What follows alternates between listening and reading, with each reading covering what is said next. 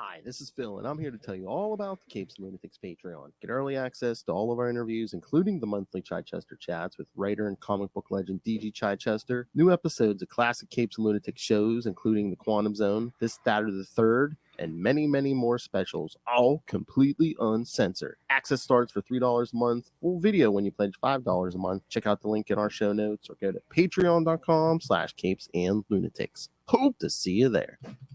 Hello, this is Russell from Tones of Evil. and you're listening to Capes and Lunatics Sidekicks podcast. Batman, my favorite character. Thank you, Australia's #1 Batman fan, Ray, for that intro. That's right, kids. The end of the month. You know what that means. It's time for another episode of We Are the Night, the Asriel podcast. The Asbats podcast. That's right. And of course, you know what that also means. Justin is here. That's right. Justin the Owl swooping back into Gotham and taking up the blade of Saint Damas. Still a lot of people take up the blade of Saint Damas these days. Anyway. That's right. As we told you last month, this time we're doing Batman 501 and 502. More Knightquest the Crusade. Codename Mekros. Yes. When you start to see start to get glimmers of what's coming. Yes. It's just right off the bat, actually. It was just nonsense at this point. It was like, last time it was Tallyman, then it's Mekros. It's just complete and utter chaos. All right. It's quite a roller coaster. Yes. Let's jump into these because, yes, this is going to be quite fun. All right. So, yes, two-parter, kids. This time we're starting with Batman 501 from November 1993. Yes, codename Mekros. Writer Doug Mensch. Are you paying attention, Ray? Penciler and inker Mike Manley. Colorist Adrian Roy. Letterer Ken Brezenek. And editors Dennis O'Neil and Jordan B. Gorfinkel. Gorfinkel.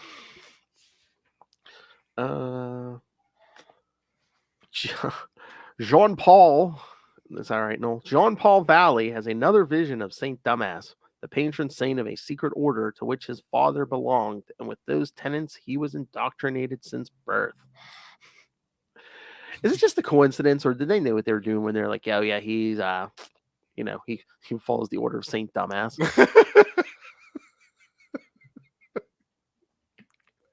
I don't know. It still makes me giggle though after all these years. Yeah. Just the blonde, the blonde himbo, just like, hey, follow Saint Damas. And then the Asriel series, when you actually discover the order, like when they go there, it's like, oh yeah, I can totally see why these guys have this name.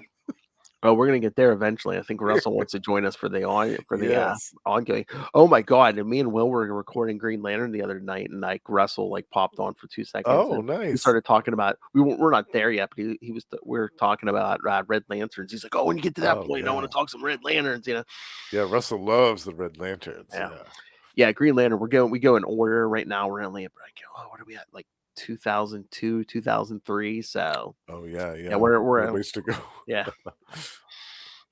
Yeah. The apparition commands Jean-Paul to cast aside his training as an assassin and take up a more noble directive to become a protector and defender of life and do justice to the name of Batman. This is to be his crusade.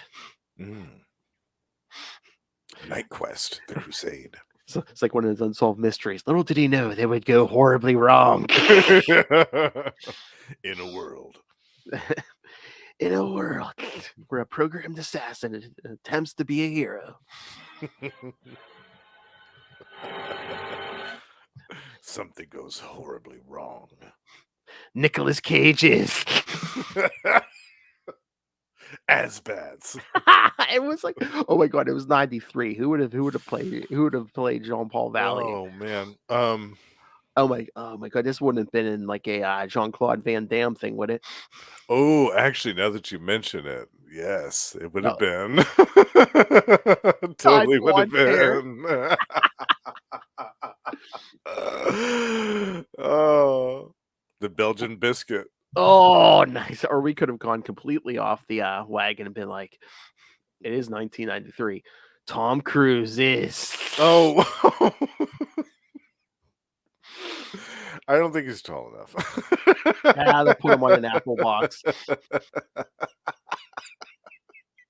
I'll see who's the action stars. I don't think. Oh my God! We couldn't have done Arnold, could we? Oh no, they were saving him for Mr. Freeze. They already had him bookmarked for that. I will be the hero Gotham needs. Why Mr. Freeze? Wouldn't Schwarzenegger have made a better Bane? Yeah, at that point in In time, 97? absolutely. Yeah. Instead of that joke Bane that they had in that film with the fluorescent green goop. And again, it was still the 90s. If they had done proper like Nightfall Bane, I mean, yeah, that would have been excellent. Because he had an accent anyway. I mean, it wasn't Arnold's Yeah. accent, but he had an accent anyway. Right. Yeah, missed opportunity, along with many others in that movie. Oh yeah. I mean, Uma Thurman as Poison Ivy should have been fantastic. That should have been legendary, right? Mm. Oh.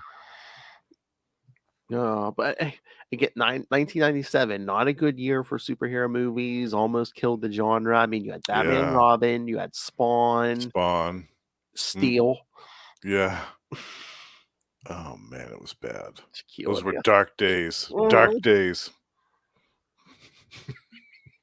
Yeah, when Spawn was like the best superhero movie that year. Yeah. In the year 1997. Because really, I mean, we didn't get. I don't think we got anything in 90. Oh wait, no. I mean, technically, Blade. When was Blade out? Oh, was that? I thought that was 99. It was either 98 or 99. I think I was going to say we didn't get anything till 2000, but no, Blade. Blade. Then the X-Men were 2000. That kind of saved it for a while. Blade. I don't think a lot of people even knew that was like a superhero movie. You know, it wasn't like a Marvel movie. They didn't know it was a comic book character. Yeah, they're just like, oh, that's a horror action movie. That's an original Wesley Snipes creation. He made that role. Until it came time to pay them taxes. No, it ain't my character.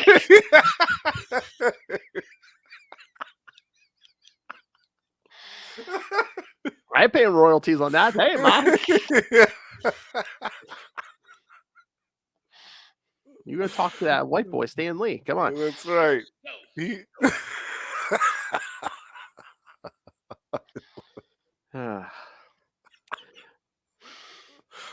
All right, we're already off the rails. All right, speaking of Bane, with Bane defeated, the organized crime leaders of Gotham City are vying for power. It must be a Wednesday. Business as usual. Exactly. But again, I guess the crime bosses aren't the smartest in Gotham, but I'm like, wouldn't you be a little scared? I mean, you just saw Batman beat the crap out of Bane. Yeah. With these gloves that, just like knifed claws on. Yeah, because everybody saw that. That was televised. Oh, in the middle of the town square. I know. Well, yeah. But even if they hadn't have been there, they would have seen it on television. So they would have known that, and they would have heard too through the word was all their out. contacts. That, like I said, he's pretty much beating him in Times Square. Do you hear about Bane? He just got his ass kicked. Yeah, so you would have thought they would have been a little bit more intimidated. Mm-hmm. Don Mercanti meets with his men in a restaurant after hours, not expecting his rival, Santos Verona, to make a move yet. However, Verona has hired thugs to kill Mercanti, and the Batman watches as they break into the restaurant and immediately open fire on Mercanti's men. He throws a smoke grenade into the restaurant and ruthlessly beats Verona's thugs before they can kill Mercanti. Batman threatens Mercanti, hoping to use him as an insider to get information about organized crime in Gotham. Oh yeah, he didn't save him out of the kindness of his heart, kid. Yeah. In the Batcave, Jean-Paul is startled by the appearance of Robin, who has picked the locks in Wayne Manor in order to bypass the wall that Jean-Paul erected in the passage connecting the cave to Drake Manor. Tim warns that despite the fact that he has accepted Jean-Paul as Batman, he still has problems with who and what Jean-Paul thinks the Batman is. This whole thing. Yeah. I didn't agree to have no partner. Well, at least he didn't try to kill him when he saw him like the other time. That's true. That's true. And again, I mean, it's Sean Paul's a messed up individual because it's like he spends all his time in the cave. It's basically like, oh hey, there's a mansion above you that you could go up and probably sleep in it in like 8 different beds if you want. Yeah, there's like a California king in every single room, and there's like a different bed for every night of the week if you wanted it. And Bruce Wayne's gonna be fine with it. Just don't touch that painting of his parents. He's fine. He's gonna be That's fine. right. Yeah. And stuff. Yeah, and don't go looking at his files about Catwoman, whatever you do. Oh, we're gonna get to that. Yeah. I mean, I think that's what drives him insane most of all. Absolutely. Files of the Catwoman. Yeah, the Virgin going up against Catwoman in her 90s costume. Bad combination. Drawn by Jim Balance. Those boobs scare me. Those boobs scare me. Booty looks good all the time. That's why I need more Knoll drops. Yes. It's not just for boys. We'll have him on Marvel Tales too. Yes. My fetish is to get touched by a white man with cornrows. The Osborne syndrome. Yeah. It's a thing. Sean Paul is more concerned that his security has been breached, and he warns Robin not to get in his way before driving off to meet Commissioner Gordon atop Gotham City Police headquarters. Gordon is concerned that Batman allowed Verona's thugs to kill Mercanti's men at all, and furthermore that he had savagely beaten them, cutting them with the razor-sharp claws on his batsuit. When Gordon tries to indicate that he senses that Batman is acting differently from the man he had come to trust, Jean-Paul simply leaves. It jumps off the roof. As you do. And when you're in Gotham and you're Batman. Exactly. Mercanti chooses to double-cross Batman and meets with his fellow crime lords. He suggests that their unified goal should first be to kill the Batman. When the others doubt him, he reveals that he has already hired a super soldier who was formerly sponsored by the government and uses a method of self-hypnosis to kill like a machine. Mekros! The assassin.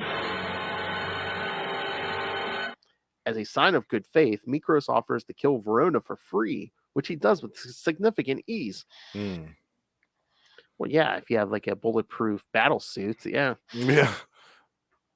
Just rolls up on that house, kills all the bodyguards, and then kills Verona. Yep. Yeah, and about 500 guns. Although he only uses this one automatic rifle in this attack. Justin, 1993.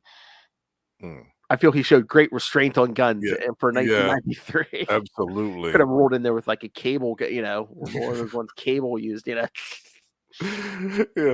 The one that even the Hulk could barely lift because it was so huge. It's like it's like as wide as like the Hulk's leg, and it's like 10 feet long. Yeah, and pouches. Oh yeah, his pouches. Oh, this batsuit has pouches.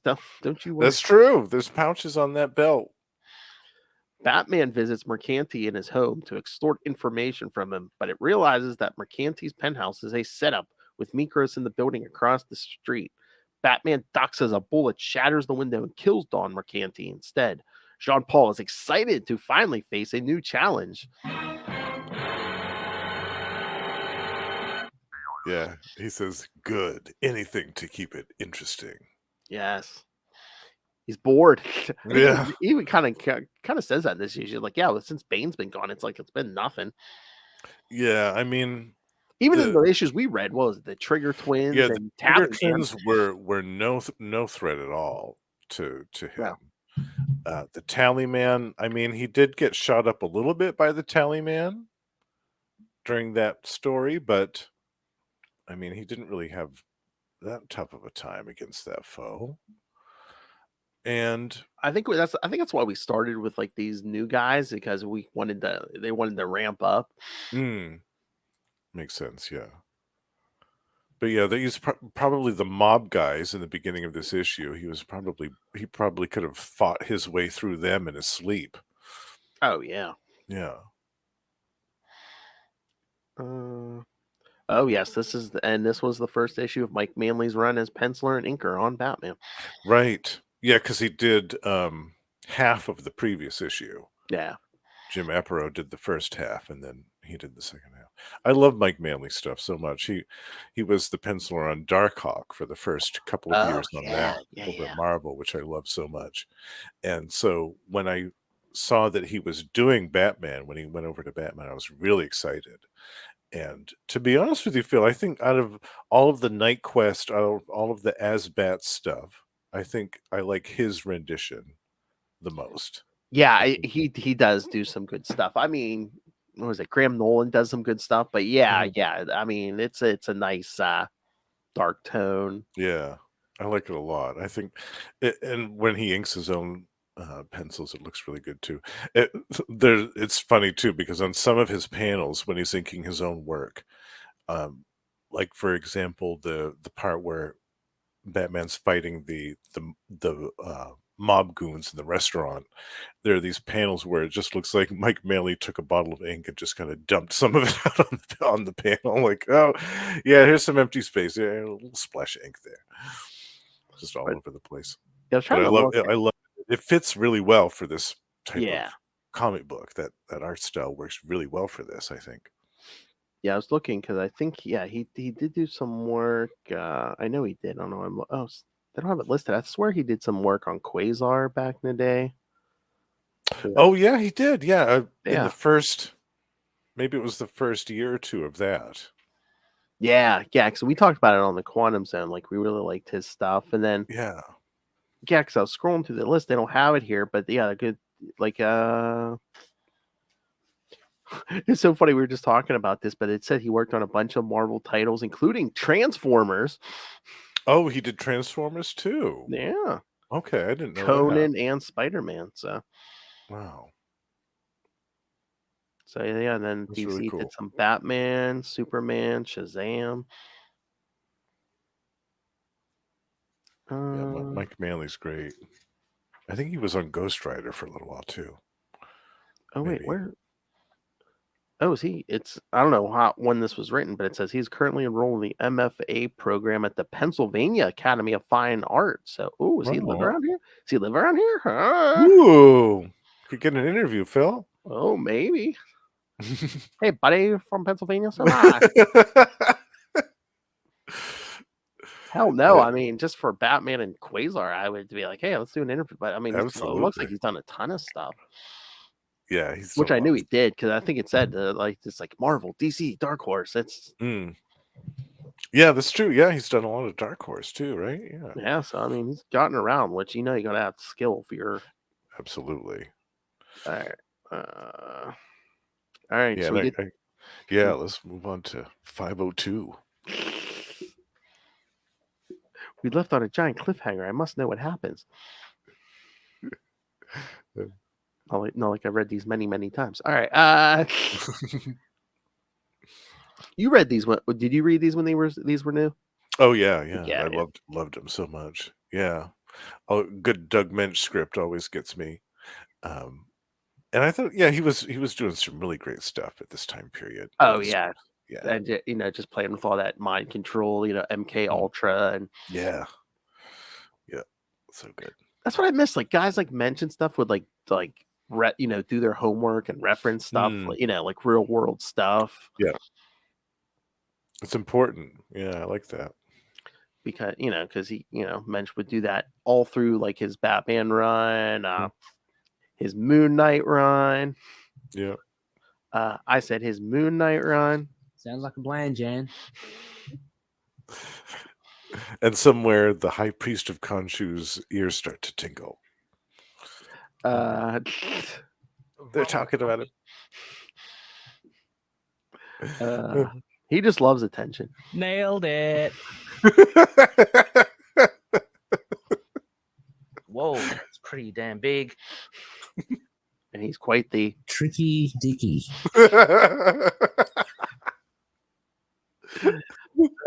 we love you, Ray. We do.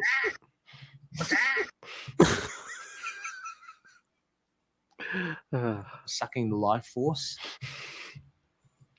Soon we'll be getting him to talk about Batman in the near future. Yes. Well, I mean, I'm trying to Predator pin him down for a date and stuff, but yeah, we want to do that Batman Predator crossover. Yeah.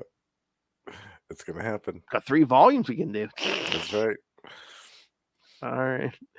Well, he was saying something about I think he was trying to blame you and Russell. Like he's like, oh, we just scheduled this, and the guys were talking this. I'm like, it was last week. I'm like, I just talked to Justin. I said he's down for it. So Yeah. what they'd be like, don't be playing with Justin. They know it's you, Ray. You and your Batman hatred. All right, so Batman 502 from December 1993, Phoenix in Chaos. All right, so somehow the story shifts to Arizona.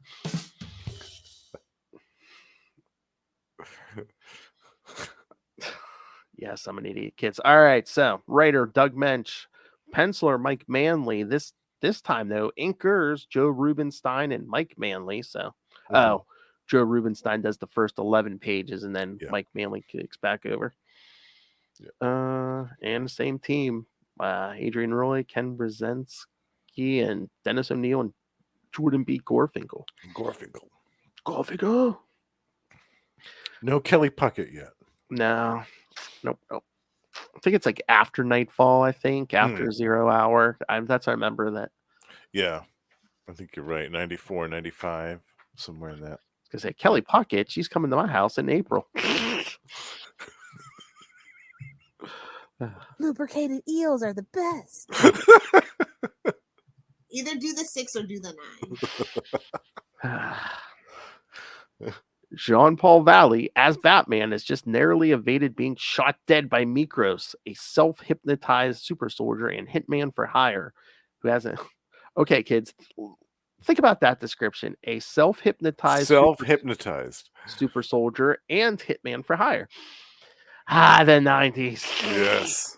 There's a lot to unpack there. I'm surprised no one's tried to bring this character back. Me too, actually. Yeah.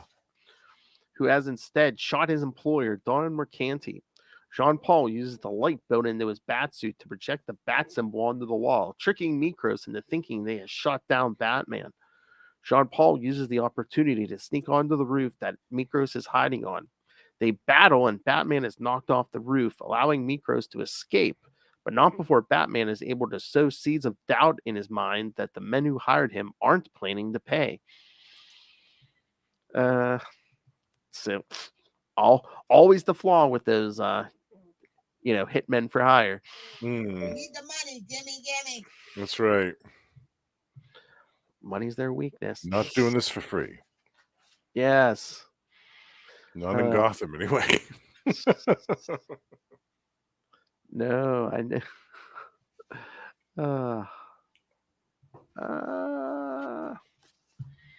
I'm looking for a little Hellfire drop, and it's always hard because there's like 50 million little Hellfire drops. Screw it. He's not gonna hear this. It wasn't what I was looking for, but probably that one fits, though. That fits. Elsewhere, 2 FBI are horrified to realize that Mekros has resurfaced in Gotham City. Worrying that their dealings with Gotham organized crime will come to the surface if Mekros is caught, they send their own man, Skylar, to take out Mekros. The remaining Gotham mob bosses meet in a restaurant to discuss the death of Don Mercanti and what, if any, connection exists between Batman and Mekros. Despite the other suspicions, Don Marcello suggests that they pay Mekros double the original fee and have him try to kill Batman again. Ironically, Mekros attacks Don Marcello moments later, demanding double the fee. In blood. He kills nearly everyone in the place and escapes before Batman can catch him. I thought it was just so funny because they're like, yeah, let's pay him double, and then he comes in, he goes, I want double, and they're like, I want "That's double. that's just what we were saying, it sounds like a BS answer, but it's Totally, yeah. honestly, we were just saying that. Sure, you were gonna say you were gonna pay me double. Sure, Could have you been like, were. oh, F it, give me triple. Batman Love it. meets with Commissioner Gordon on the roof of Gotham City Police Headquarters, offering an audio tape of Don Marcello's conversation. Gordon once again questions Batman's methods of allowing the men for whom this evidence would mean years in prison to be killed by the assassin they hired. Jean-Paul realizes that Gordon suspects that he is not Bruce Wayne. Jean-Paul explains that he knows little of who this Mekros really is, but Gordon notes that if the connection with the FBI is real, Skyler's recent appearance in Gotham is likely connected.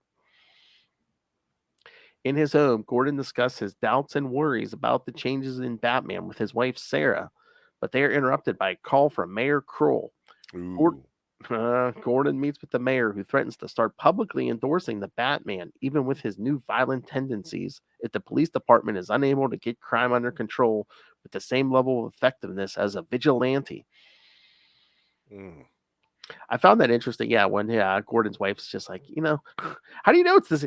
When he's like, I don't think it's the same guy. I don't think. And she's like, how do you know you've been dealing with the same guy since until now? It's like, maybe they change every couple years. Yeah, could be a different guy rotating under that hood for a while. How can one man be Batgod for that many years? Yeah. And keep using that same raspy voice for 50 years in a row. Exactly. Exactly. Into the Dark Knight, all to do with Batman. I always thought it'd be interesting in the comics if they treated it like James Bond, just have them age in real time. I guess you couldn't do that with the rest of the DC universe, but have them age in real time, and then when one gets killed or dies off, throw someone else in that suit. Yeah, it would make sense, but they kind of missed the boat on that. Again, it's a big proper. It's basically what's keeping DC afloat these days. So it's like, yeah, that and Superman. Yeah. Skyler confronts Mekros in a hotel room where they are interrupted by Batman. In the ensuing chaos, Mekros kills Skyler, and Batman chases Mekros out a window and into a convenience store. Mekros leaves a trail of carnage to a cold storage room, where Batman defeats him and hangs his body from a meat hook. Man, that was cold. Cold cuts. Cold-hearted. Clean up in aisle 5. Yeah. Looks like meat's back on the menu, boys. Whoa! All right. So what did you think, Justin? I love this. My only complaint was that the fight at the end of the issue between Mekros and Asbats was a little short. Well, yeah, because basically, they come to a stalemate because Jean-Paul's in the street and Mekros is up on a roof, and even Jean-Paul says he's like, he can't hit me from here, but I can't get to him because I'm pinned down. So right. But the part where Mekros has the grenade and Jean-Paul snares his hand with his line so that he drops the grenade, and I don't know, just something about that end fight. I thought, that could have been done a little bit differently. I thought, but that was my only complaint. I loved the issue besides that, and it was cool too to see the different in the art, the different inking styles. You had the first half of the issue was Joe Rubinstein doing the inks. And then Mike Manley doing his inks on the second half. And if you look, you can really see the difference between their art styles. There's one panel that I really love in the beginning of the issue where Jean-Paul and Mekros are in the fight in that apartment. And this is that one panel where he tells the light to go off. And it's just, you can see kind of the silhouette of his cloak and then his eyes. And there's a lot of inking in that panel going on, but it's really cool the way that the image is put together. I love that. Oh, yeah. Again, yeah, two different inkers, but I mean, I enjoyed them both. But yeah, Hmm. you can kind of tell the difference. Yeah, it's cool. And Mekros as a character, I thought was great. What a great idea for a character. Kind of this Manchurian candidate, but he did it to himself kind of thing. And again, I'm surprised they didn't bring him back, if not here in the Azrael book, because he is kind Mm, of like John Paul's like the dark reflection, because he's yes, also been programmed. I mean, he programmed himself, but he's also like a programmed assassin. And right. Same type of techniques, really, just used in a different way. yeah, he just did it himself, and he did it Yeah, for money. Yeah, yeah. And it was cool. He had that cool battle suit. He had all the guns, and he even had those. There's one scene where he's rolling around on those little roller skates under his boots. He's got some little roller skates that come out so he can zip around and shoot people faster. a programmed assassin with roller skates. Yeah. Yeah, you know. I mean, I guess if it works. Yeah. I like that panel when, like, Jean Paul's getting shot off the roof, and Oh, and you he's see the bullets. falling. Yeah, Yeah. he's like, yeah, I made the cape bulletproof, but it had to be flexible. So it's like, yeah, there's no penetration, but plenty of impact to like Yeah. come off the roof. So good. Yeah. Yeah. The artwork in this issue was great. Yeah, I don't have any faults with that. I thought that the little subplot with Mayor Kroll, I had kind of forgotten about that, where he was like, "Yeah, Jim Gordon, you and your police department need to do better. Or I'm going to start endorsing the Batman." I was like, I forgot about that. Mayor Kroll was kind of a bit of a scumbag in some ways. Oh yeah, I mean it's an issue with Detective. It's like right before Bane breaks Bruce Wayne's back. It's he saves but he saves Kroll from like the Joker and The Scarecrow. Joker and Scarecrow, because they were torturing him, with the Yes. fear gas. And then the tunnel starts flooding. I mean, some of those pages are like stuck in my head to this day, or it's just like he's telling Kroll, hang on, stay here, and he dives under the water, and he's like, Yeah. no, Kroll's not a weak man. It's just again, this dialogue just stays in my head. It's like, yeah, Kroll's not a weak man. It's just like, he's a normal man. He knows his limits. He's like, I just ignore my limit, Mm, at yeah, right as he's right before that fall, man. He's just like, man, I just ignore my limits. And yeah. I love that issue. I think that was one of my favorite issues of that whole Nightfall, was when he rescued Kroll, and yeah, it was an excellent issue. he takes down Bane's henchman. He's basically like, I don't even remember like driving home. It's just like, Yeah, he was so exhausted. Yeah, then he gets home and there's Bane. yeah. Ugh. But no, I think like with this Batman suit, out of all the artists, and again, like I like the Graham Nolan on Detective, but I think Mike Manley's like might be my favorite rendition of this suit. I think he's mine too. In this issue, the scene where he's talking with Jim Gordon on the roof, like there's some really great panels Oh there. hell yeah! where When he's in shadow and all you can see is the Yeah. silhouette and those red the eyes. red eyes, Yeah, so cool looking. That's even Yeah, like more menacing than those white eyes, just the red totally. eyes. Yeah. Yeah, and this is before, like, well, obviously we'll see later on in Knightquest, he starts modifying the costume and yeah. adding more stuff to it.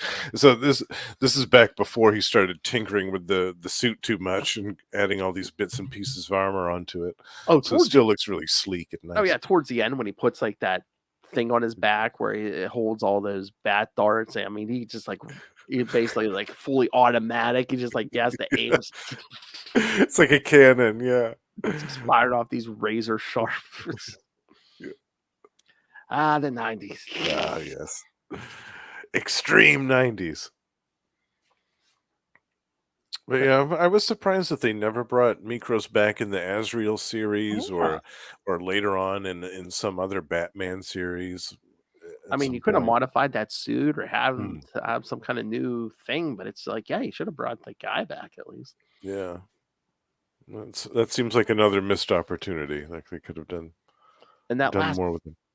yeah, that last page is so good. Just the 3 panels. First panel, Jean Paul just with like blood on his claws, and then Mm. second one, him standing there in the trash convenience store. He's like, not a tidy ending. He's like, but at least I did win.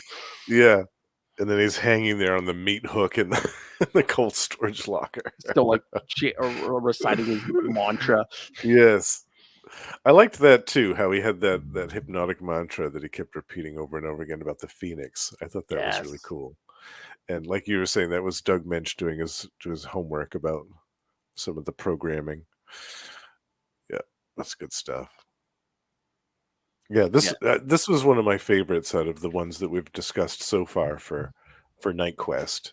Yeah, I love all these Doug Mensch and Mike Manley issues. They're so good. I have to add that to my list. Be like, hey, see if we can get Mike Manley to talk something. Yeah, that'd be awesome. Yeah, can talk to him about some of this Batman stuff and Quasar and whatever else. Yes. We'll have to hunt down, see what issues of Transformers. There we go. Darkhawk. We can talk to him about Yes. Darkhawk. Yeah, because you collected that one too for a bit, didn't you? Off and on. I wasn't like a regular Darkhawk reader, but I read some. Yeah. Mm-hmm. Yeah, yeah. His art was excellent in Darkhawk. So good. Oh yeah. I love Manley stuff on everything he did. Yeah. Yeah, I didn't know that he did Transformers. I'm gonna have to go back and find out what issues those are and I know. check those out because I didn't know that. That's cool. I wonder if he was just inker or art. I'm trying to remember. God, I can remember storylines, but I can't remember a lot of the. It's tough too. When a lot of those series went on for decades, they changed artists quite a bit. Yeah. And that one did go on for about 10 years, didn't it? The Transformers one. It was 80 issues, the Marvel one. So I mean, yeah, 80. he got a few years out of that. Yeah, they got some good mileage out of that one, and the GI Joe one as well. That one went for quite a way. I'm not. I was trying to pin down an issue here, but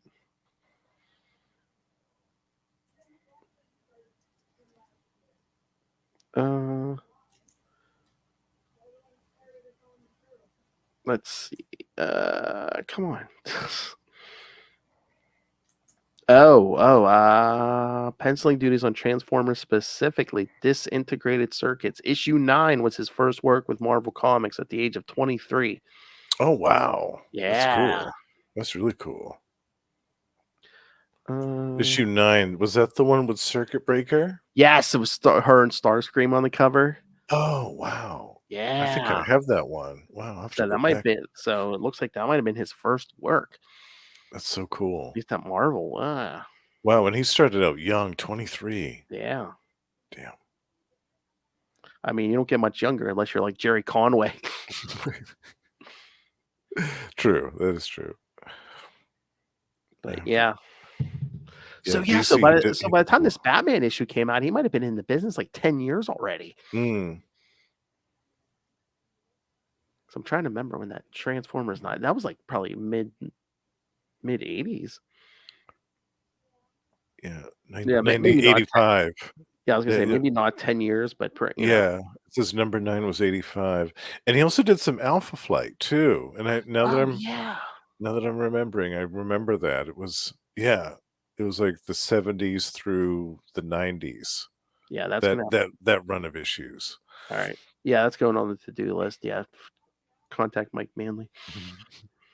Yeah, it says Quasar number 7 through 17. Yes. So he did 10 issues of that.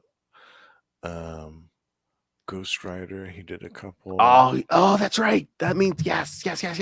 He did that 4 issues of Quasar on the Stranger's Planet. Yes. Yeah. Journey in the Mystery. Yes. Yeah, he did the whole 4-part of that. Oh yeah. You're gonna definitely have to talk to this man. Yeah, that'd be great. Oh, I know if I mention that, Will's gonna want in just for, if nothing else, just the Quasar stuff. Oh, for sure, yeah. Looks like he did some Deathlock as well. The second series of Deathlock, which I actually didn't read that one. That was one I missed. Yeah, that's another one I haven't read a ton of, but oh man, this is gonna be another Wondercast all over again. You know, Ray's gonna want in on this. Yeah, I love it. Looking at the notes here. Nothing pertinent. All right. I was gonna say I don't have much more on these. You have any thoughts on these or? Yeah, no, like I said, I feel like it was a missed opportunity that they didn't use Mekros again. Yeah. I don't know why they didn't bring him back, but I mean, that's one of the things. I think another like failing of for the Azrael series is they really didn't build up that rogues gallery. I mean, they depended on the Order of Saint Dumbass for the first 25 issues, right. but then after that, it's just like, well, I guess we'll fight Batman villains or Yeah. And it was strange that they didn't give him enough of his own villains, and it was strange that they didn't give him enough. Like, I thought if you want to give him Batman villains, then fine, but give him some ones that we don't see a lot of. Like, here comes the Killer Moth like Ranch. Killer Moth.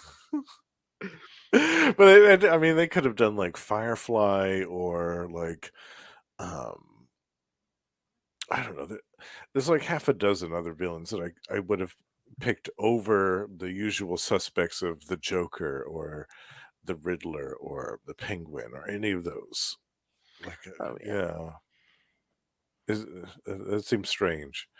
And yeah, for this clandestine order that had been around for all of these centuries, the Order of Saint Dumbass didn't really have very many of their own adversaries. Mm-hmm.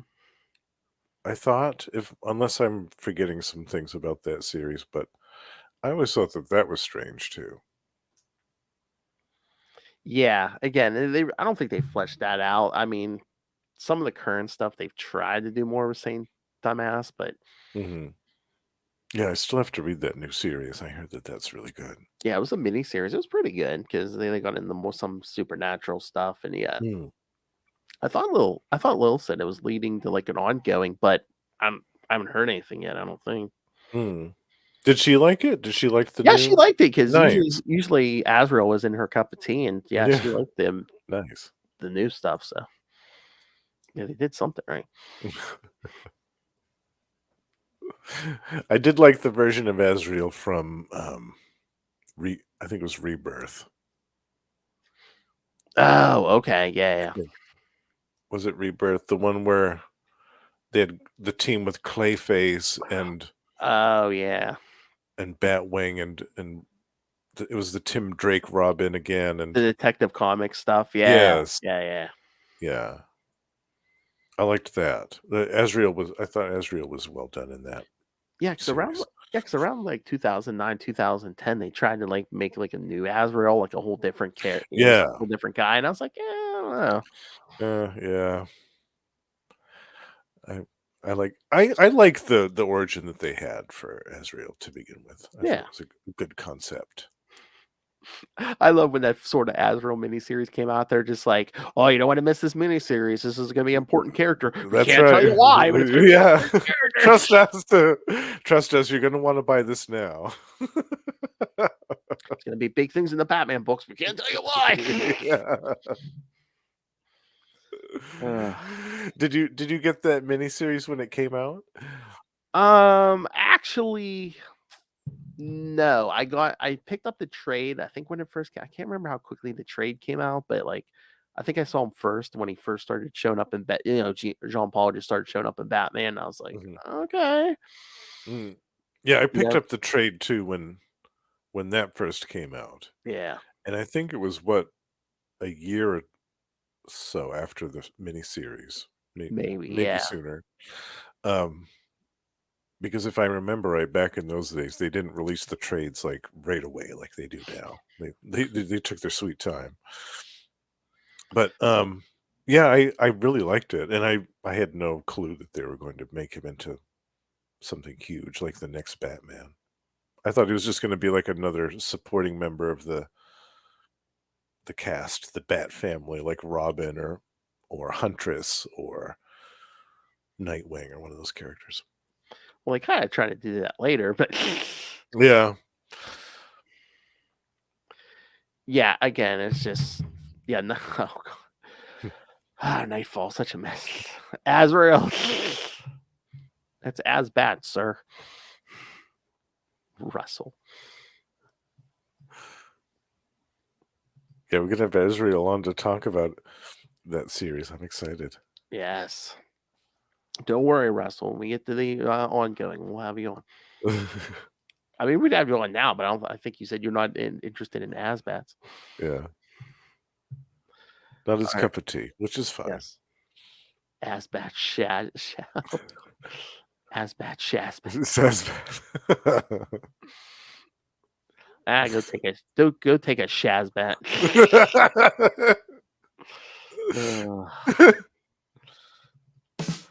All right. But next month we're going to be taking a break from the Asbats because we're going to be doing Batman Shadow of the Bat 21 through 23. What's Bruce Wayne been up to since Justice League Task Force? Yes, we go back to Knightquest: The Search briefly. Yes, when Bruce is pretending to be a English aristocrat. Yes, He's wearing a disguise to make himself not look like Bruce Wayne. Yeah. yes. Yeah. I'm at work watching you. Okay, Russell.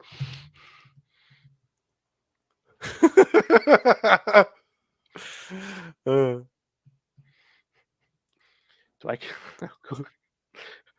I come down to where you work and tell you how to walk through the green door? I don't think so.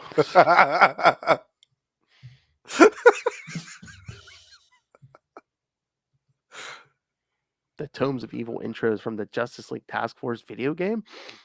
That's true. Yes. Oh, It's a bit of dialogue from Michael Ironside, I think, did the voice of Darkseid on that video game. Yeah, love that. Why do I feel like this video is going to be part of court testimony? I don't know. He's here. Now, Your Honor, I'd like to introduce Michael Ironside. I'd like to introduce We Are the Night, episode 117. Where the defendant admitted. We said it is Darkseid, but not Ironside, unfortunately. Oh, I thought it was okay. He's not enough of a biscuit to be on Justin's radar. Okay. Oh God, or should I say, Darkseid is? Darkseid is the anti-life equation. And I've said it before, but if you haven't read Tom King's Mr. Miracle series, you should read it. It actually made me give a crap about the new gods, which I usually don't. Oh, really? Yeah. Yes. No, I am interested in that. Yeah. I like all of Tom King's stuff. Yeah, it is pretty good. It's a good Mr. Miracle, and I can say it kept me entertained with the new gods, which usually I'm not. So I will check that out. Who did the art for that one? Do you know? I forget. It was good art. I swear it's on the tip of my tongue. Who was that? Hold on. And his current he's doing the Human Target right now, Tom King. It's pretty good too. Here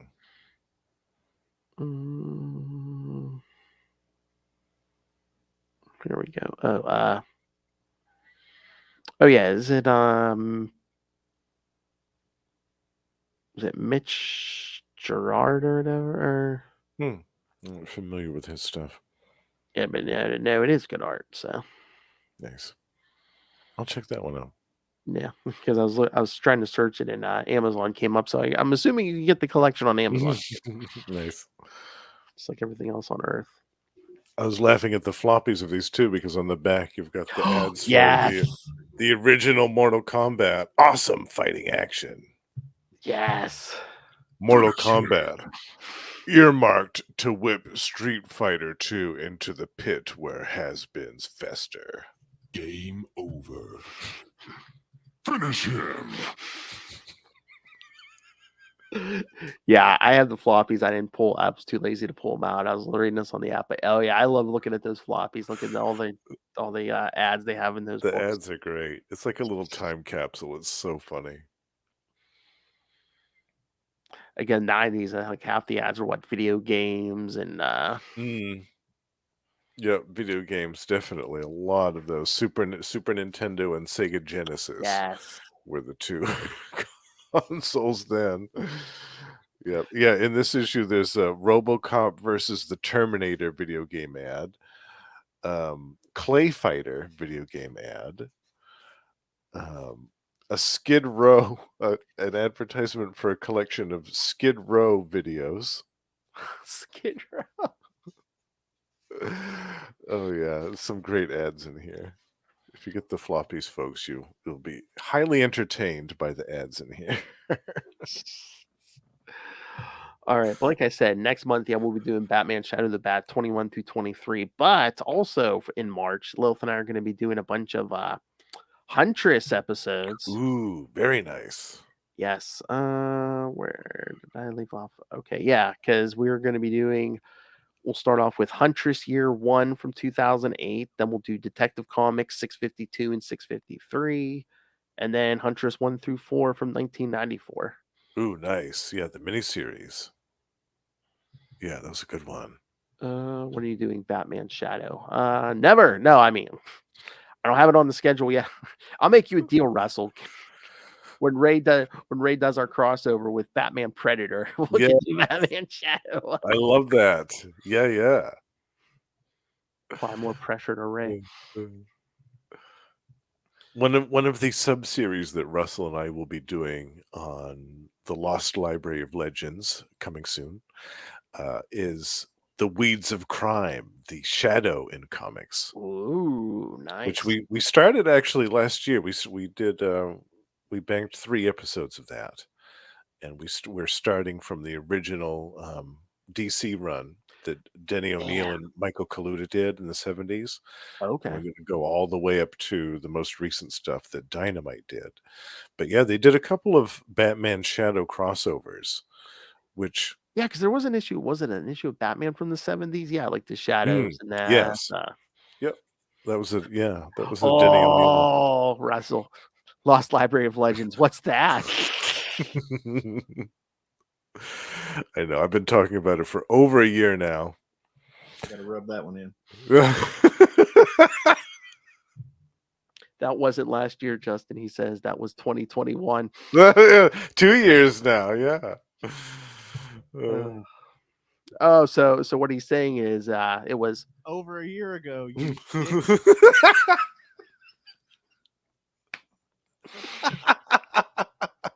Exactly.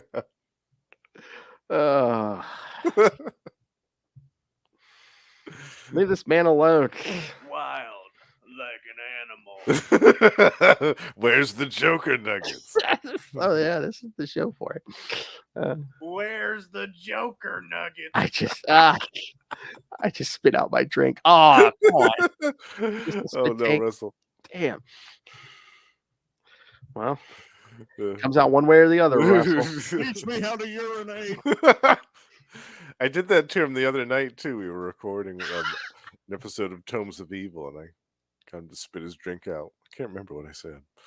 Oh my god! I've so many times I've come close to getting Lil to do a spit take, and I'm damn it! I wouldn't do a video with that. It'll happen one of these days. I know it will. Oh, he's getting personal now. I have to give him a hard time because name Oh. Oh. Damn. Only in my dreams. Only in my dreams. Damn.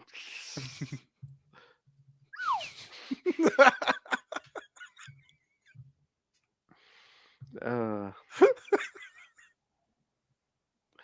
only in your dreams, you said?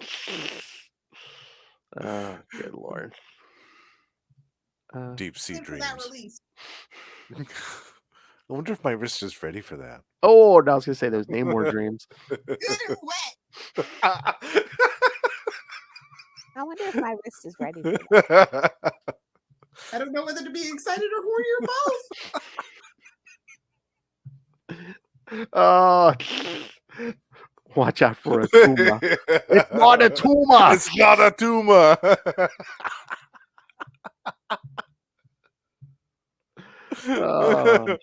And shut your filthy mouth.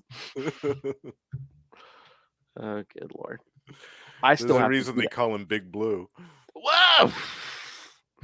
I still have to do the challenge, try to do a full episode without Lilith and just the drops. See if anyone Sometime when she's away again. See if anyone notices. Yeah, don't tell anybody that she's gone. Just see if anyone notices. I think for once I might have to come up with just a script just so I know what It's just like, Lil, should we do all 6 issues now or should we spread them out? Spread 'em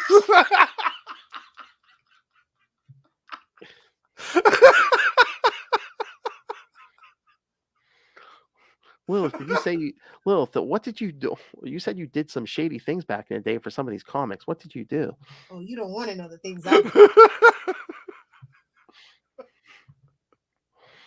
Huh.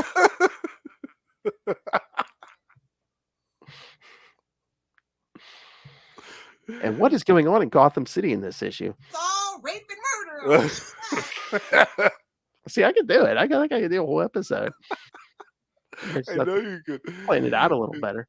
You have so many drops, you absolutely could. I should be like, this year I'll do it, kids. You're just have to figure out if you can tell when. Yes. Somebody was trying to sneak it in. Hey. All right, let's get out of here before I bring her wrath down upon me. Somebody's muffins getting buttered. That ain't my business. All right, kids. So yeah, send us your thoughts on all the upcoming Bat stuff. I'm looking at you, Ray. Email us, CapesandLunatics@gmail.com, or call the voicemail 614-382-2737. That's 614-38-CAPES. And once again, yes, if you're looking for social media, our YouTube videos, merchandise, all of it, it's at our new website, tubespace.io/Capes and Lunatics Podcast Network. And if you can't remember that whole thing, it's down in the show notes of every episode. So yeah, just follow the show. Follow this show note because I know that's quite a big address. That's a mouthful. All right. My wrist is ready for that. Wow. I wonder if my wrist is ready for that. Lubricated eels are the best. Come on, get your head out of your butt, buddy. All right. So, yes, Justin, you're here once a month when Lilith is away. Every week, you join me on Marvel Tales over That's on right. Capes and Lunatics. And that guy in the chat room, you talked to him a couple times. Where did you talk to him? Yes, Russell and I can be found on Gamma Charge, the strongest podcast there is, where we talk about everything to do with the Hulk and She-Hulk and all that good stuff. All the Gamma goods are available there, and we're joined by our great friend Carl over there. And also, twice a month, Russell and I co-host Tomes of Evil, a comic book supervillain podcast. And this month we talked about MODOK and Kang the Conqueror in honor of Quantumania coming out in theaters. And we also co-host with our good pal, the High Priest of Khonshu himself, Ray, Predator and Prey, a Yocha podcast. And this month we're talking actually to a writer. We're talking to Joshua Pruitt, who wrote one of the short stories recently featured in the Predator anthology, Eyes of the Demon, which we had a great time covering recently. Nice. Yeah. Tapping my way downtown. Giant That sized too. man thing. Well, that escalated quickly. It's like our logo, Capes and Lunatics. Well, that escalated quickly. Proud members of the collective. And Justin appreciated all the guns and hardware in this in these issues. Absolutely. I'm a sucker for a guy with a powerful rod. And roller skates.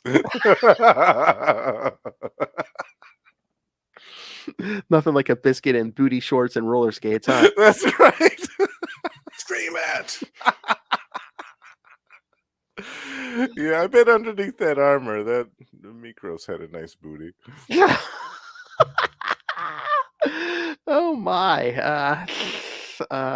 Booty looks good all the time. It's not just for boys. I need more drops. All right, kids. Thank you for joining us. I love Batman. Thank you, Red. Favorite character.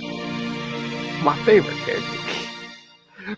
Oh my god, that drop is the funniest too, because it wasn't even on any of my shows. I think. Oh, His feedback, I think he sent in for. I think it was Trapped in the World because the yeah. minute I heard it, I think I was at work. I dropped everything I was doing. I just picked up my phone and I messaged Noel. I said, I need that audio now. You did. Yeah, you had hunted the audio Yes. from Nolan. Oh my God, I'm sorry, Ray, but I was just like, he's never going to see it coming. He didn't send it to me. He's not going to see it coming. I love it so much. Yeah, that was the best. Batman, my favorite character. I'm like, oh my God, there's not any audio exists. I need that. All right, kids. Again, Will for Hellfire returns next week, so be on your best behavior. Until then, join us same bat time. Same bat channel. We are the night. The Batman Podcast. The Southern Hemisphere's favorite Batman podcast.